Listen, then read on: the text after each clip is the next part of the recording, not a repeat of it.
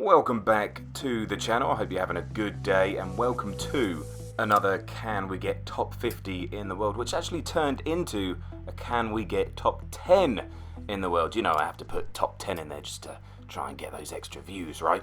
We are in Monte Carlo and we are in the Mini Cooper S. A plucky little front wheel drive car then, and throughout the stage I'll talk about how it handles and how I think you should get the best out of this car. But I'd like to take this minute just to thank you for the support on a Gran Turismo video over the last couple of days. It's become the most viewed video ever on my channel, so thank you very much for sitting through it, enjoying it, commenting and liking. It really helps obviously to get the videos and the channel out there. So focusing back on this stage then, as we scroll down to the leaderboard to see what time we have to beat. So our aim here originally was to beat that top 50 time, which is at 6 minutes 0.938, 34 seconds off of the leader. Usually I am quite handy in these slower front wheel drive cars, so I am pretty confident that we can do this one. The tyre selection then, you either have a choice of soft or winter tyres. Obviously the winter tyres are recommended because of how much snow is on the stage, even though there is quite a big portion of it on asphalt as well. But we're going to go with the winter tyres to get the better traction and grip on the snowy section, which is the bigger proportion of the stage. So here we go then, revving. Look at that Mini, look at the crowd absolutely going bonkers for us.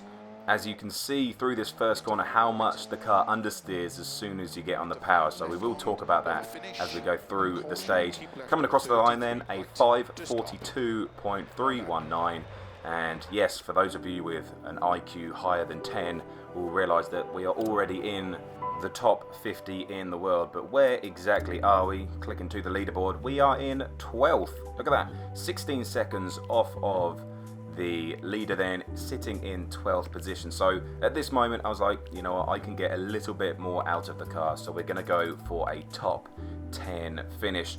Here we go then, just jumping back into the car, restart, let's go, let's get it done.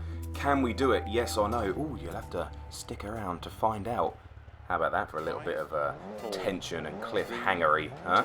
But here we go. As I have said already, this is obviously front wheel drive, and getting the traction on this front wheel drive car, whether it's on snow, dirt or asphalt, is pretty difficult, because when you do just put your foot on the accelerator, it just wants to go in a straight line and understeer towards the outside of the corner. So learning from the first stage that I drove, I found that being more considerate when going around the corner, so I wish you could see the acceleration input as you can on Gran Turismo Sport, because you would see how much more I was feathering the throttle, so not putting 100% down, but sort of flicking between the 20, 40, 60% of the throttle, just to get the car still keep the wheels moving forward, but not to a point where they just wheel spin into a straight line. I also found that just taking the corners a little bit easier than, say, if I was driving a four-wheel drive car, made you a lot quicker. If you try and keep the momentum, I talk about it all the time when we drive in the road cars on Gran Turismo, that you just need to keep momentum. So keeping gear changes to a minimum, which is why you see me just go down to second gear in the hairpin corners rather than going down to first gear, will help with the battle against wheel spin. Look at that, what a lovely slide around there. Really found the hairpins pretty difficult in this. There are quite a few of them. As we come over the first split then, what's it going to be? 1.8 seconds up on our time. Now to get that top 10 time, we do have to get 3 seconds, or around 2, it might be 2.5 seconds to get that top 10 time. Really fighting against the car here as we come into this left-hander here, this hairpin left. And you can tell that the surface is now changing. We're starting to see a little bit more asphalt as we are making our descent down the mountain, which does change the way the car handles. Is you can sort of predict how it's going to handle on the snow, so you can get a nice feeling and a nice consistency to it. but when the surface starts to change between snow or ice and asphalt, then the levels of grip do change as well. So you have to be very aware about what kind of surface you are driving over on what kind of corners. So we come through this nice fast section here, trying to just use coasting to our advantage, as well as we come into a heavy braking zone for a right one, which I did crash in when going around on my opening lap, so a little bit of time gained there I would expect. But once again, I say this on every single stage, but how good does this stage really look? Monte Carlo then, obviously one of the rallies which was added after the release, so if you haven't bought the DLC pack, or if you don't have access to Monte Carlo or Sweden or whatever, just buy them if you can. They are a lot of fun, and it really brings the game together. As we come over the second split there, 2 seconds up then, so we do need to find a little bit more time in the last 2 splits. This left corner there, I actually remember sliding into one of those cars on the outside, so a little bit of time gained there.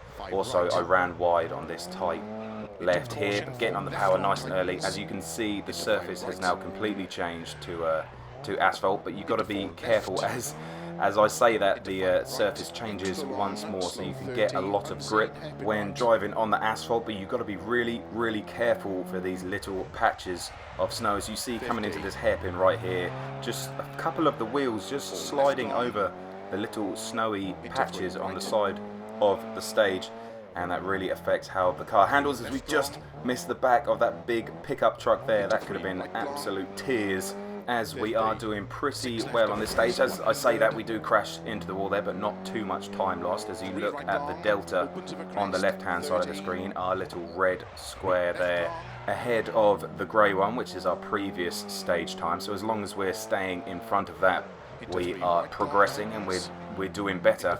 So 4 minutes 10 on the clock then, probably looking at another minute left on the stage as we come through another hairpin corner. As we cross the split line then, 5.1 seconds in front of our previous lap time, which does put us in that top 10 position. So we just have to have a very good, very solid last split here then, coming into another hairpin corner. Just a little bit of surface change as we come into that, just over that little bit of snow, which makes the car a little bit lighter, a little bit slidey as we come into there.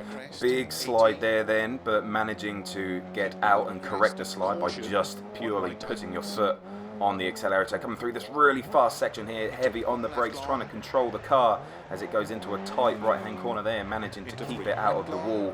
Little double apexed left one there as we come into the final stages of this Monte Carlo stage then. Pretty good, haven't made many mistakes. I will apologise now for the lack of crashes in this video, but as you can tell, we haven't really had any crashes, and obviously driving one of the slower cars in the game, there's not going to be the opportunities to crash like there is maybe driving one of the Group B rally cars. But it does not mean that these little cars, the slower cars, aren't a lot of fun to drive. It's a different kind of animal. As we come through the last couple of corners, just pegging the accelerator to the floor, little touch on the outside there, and across the line in a 5:35.884, obviously beating our previous time there by around 6-7 seconds. So where is that going to put us on the leaderboard then? Scrolling down, what are we going to be? A sixth in the world, so our best result ever in this Dirt Rally series. I really hope you enjoyed watching me get to the top 10. Hopefully we will have a ton more top 10s in the future. Maybe I need to challenge myself a little bit more and stop going for top 50s and start going for top 30s, 20s, 10s. But leave your thoughts about that in the comments section below. But here we go, leaving you with the cockpit view once more. But sorry again for no crashes at the end of the video this week. Obviously I'm just too good. That is sarcasm. And there we go. Thank you for watching, liking and subscribing as always. Thank you for the continued support on the channel. Thank you to the channel members, the Jev Pit crew, for supporting the channel as you do. And we'll see you in the next one. Enjoy the stage.